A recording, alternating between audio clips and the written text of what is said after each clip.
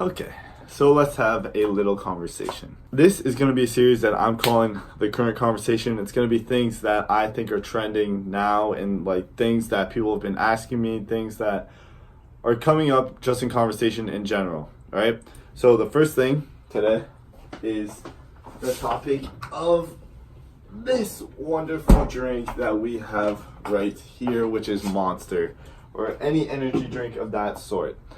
So a lot of you have been like DMing me and commenting and saying like, oh my god, like those are so bad for you, like what are you doing, why do you drink those?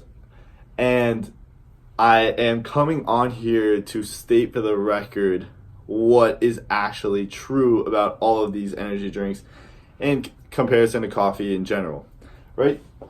So this bottle of Monster or can has 140 milligrams of caffeine in it. Okay, comparing that to a regular Starbucks coffee. Does anybody know? Okay, well, a regular Starbucks coffee can go from 250 to over 300 milligrams of caffeine in any given coffee. A grande latte, let's say, whatever. So, to put that in perspective, 280, right? To 140. That is double the amount of caffeine, and also it's still unregulatory. You really have no idea how much caffeine they're putting in because it's not measured, right? You don't know how much caffeine a Starbucks employee is gonna put, or how much coffee a Starbucks employee is gonna put in your cup every single time.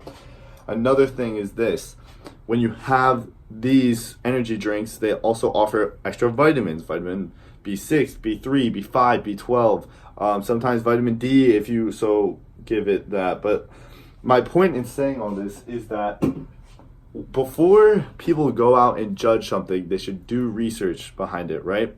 So a cup of coffee, right? Super good for you. I would always support a cup of coffee. Usually a usual cup of coffee, not Starbucks, just would range you from like 80 to 100 milligrams of caffeine, depending on how much espresso you have in there.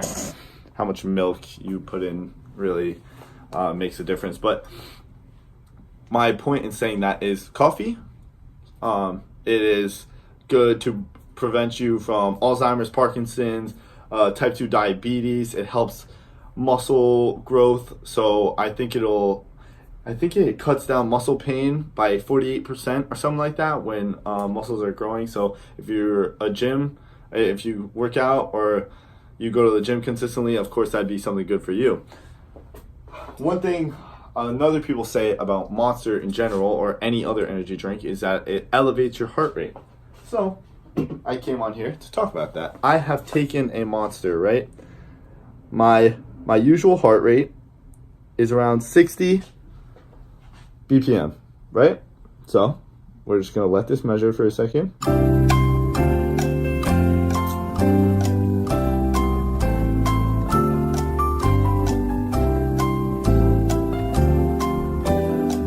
Okay, this is very important, so I'm just trying to make a point right now.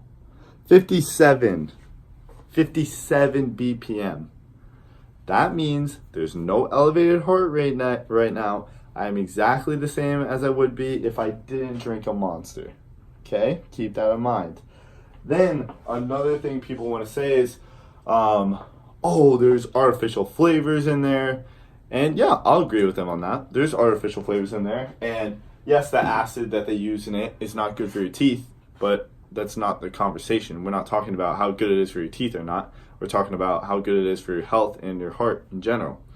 So when we talk about heart, they talk about increased blood flow because it's moving so fast, and the calcium from your body is just inputted into your bloodstream to like compensate for the amount of caffeine rushing in there. But it's really not like that, because when you go and you do your research, right? You go and do your research on Monster or any other of these big name brands. I'm not going to speak for NOS or Bang or any of those 300 milligram caffeine energy drinks, but ones with 140, ones with 100, ones with 80 milligrams of caffeine are safe to drink.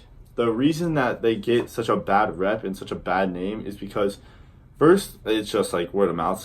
One person says it and then everyone believes it, right? Second is the fact that people abuse it. So college kids like me will go and they'll sit in a library, and since these are so easily accessible, they'll just pound down like 5 or 6 monsters, and they'll wonder why they're suffering extreme anxiety. They'll wonder why they're in a hospital. It's because like their body isn't meant to take that much caffeine. So, but that's not the drink's fault. That's your fault. Like, you are physically making that choice to go get the monster and drink it. Like, that's your choice. So my point in saying this is everything can be good for you. Like, not everything. Most things can be good for you if you drink them in regiment. So if you stick to 1 to 2, you're not gonna even break the barrier of what is safe for milligrams of caffeine in America. Like, the milligrams of caffeine that are safe in America is 400 milligrams. If you were to drink 2 of these, you'd break what, 280? 280 is not even, it's barely more than half, right?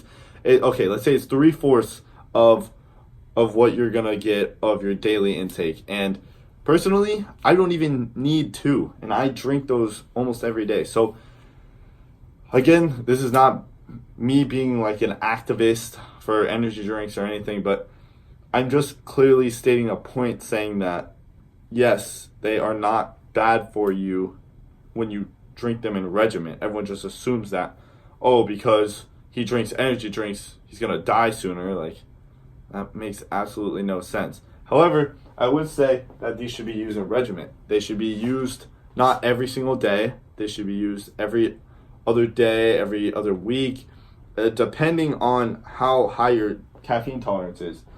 These are built to enhance you, not to make you at ground zero, you know? If you're deficient, you don't want to drink these to become like flat. You want to be at 0. If you're already at 0, if you're already at stable, and you want to go up, maybe to do better on a test, maybe to kill a speech, work better that day, then you take it. But if you're not getting the proper amount of sleep, like you're getting 5-6 hours of sleep, and then you take it because you want to just like be awake for the whole day, that's probably not the right thing to do, you know? And I'm not saying that I haven't done it. It's just you should think about how you're using these things. So if you use Monster for staying awake, you should just think about getting more sleep, you know? These types of things. So that's pretty much it. I just want to talk about that today. Obviously, if you do have the choice, I'd probably pick a cup of coffee over an energy drink. But if you like energy drinks more, don't feel scared to drink one because you think it's going to kill you. So that's pretty much it. I hope you guys like this series. Comment below what you guys want to do next time. Like, if you guys want a specific thing that you guys want me to talk about next time. And yeah, that's pretty much it. Be sure to like, subscribe, comment, and do what you want to do. And that's a wrap.